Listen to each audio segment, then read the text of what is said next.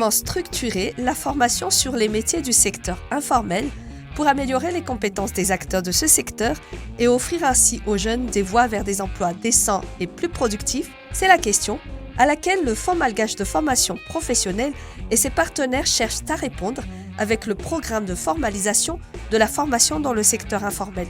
L'objectif consiste à relier l'apprentissage informel à l'offre de formation formelle. Et le FMFP s'implique comme médiateur des entreprises artisanales et des établissements de formation professionnelle. Donc cette œuvre de longue haleine est soutenue à la fois techniquement et financièrement par l'Agence française de développement. Le FMFP, en accord d'ailleurs avec et en soutien l'effort qui est fait au niveau du pays, donc l'effort gouvernemental et l'effort ministériel. Donc le FMFP est là pour financer ce genre d'initiative et d'accompagner la mise en place de cette structure, la mise en place d'une structure on ne va pas dire de formalisation, mais surtout d'amélioration de la qualité des compétences dans ce secteur informel. Des études ont d'abord été menées sur le terrain pour réaliser une sorte de diagnostic. L'objectif était alors de déterminer les méthodes adoptées par les deux parties, l'apprenti et le maître artisan, en vue de transmettre les savoir-faire. Dans le cadre de l'apprentissage, l'accord de formation sera conclu entre un apprenti et un maître artisan. Avec l'appui de l'Agence française de développement, le FMFP a fait venir un expert à Madagascar pour une assistance technique dans cette démarche. Après cette première étape, le FMFP et ses partenaires vont maintenant élaborer les différentes stratégies pour structurer la formation sur ces métiers et l'apprentissage. L'apprenti est tenu à séjourner pendant un certain temps, on lui apprend tout ce qu'il faut, on l'évalue, on constate qu'il est apte à exercer et on lui donne un certificat. On dit maintenant, vraiment tu es qualifié, tu peux aller. Ça c'est l'apprenti. Le patron lui-même sait très bien qu'il a des insuffisances. Donc, manque d'humilité.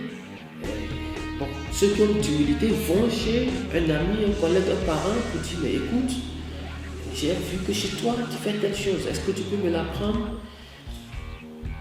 Donc nous disons dans ce nouveau dispositif que nous allons mettre en place, les patrons peuvent venir et il y aura des formateurs pour former les patrons, eux aussi à élever leur niveau de compétences et de qualification. L'apprentissage, c'est comme à l'école. L'apprentissage, c'est que tu es engagé durant le temps de formation. Si le métier, par exemple, ça prend pendant 12 mois ou 24 mois, tu es tenu, si c'est de 8h à 17h, c'est comme à l'école, tu es tenu d'être présent pendant toute cette durée à acquérir les connaissances là. Donc, et ça va donner de l'emploi, l'économie sera plus robuste.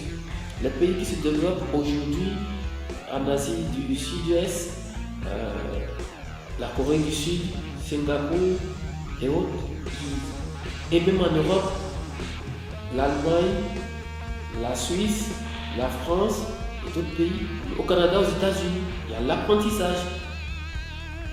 Mais là-bas, c'est plus structuré, c'est bien, c'est même plus. Vous avez un contrat en bonne et due forme et l'apprenti est rémunéré parce que tu participes à la production de l'entreprise. Donc le temps de travail est payé. 3 métiers serviront au départ de pilote pour la première phase de la structuration des formations sur ces métiers du secteur informel.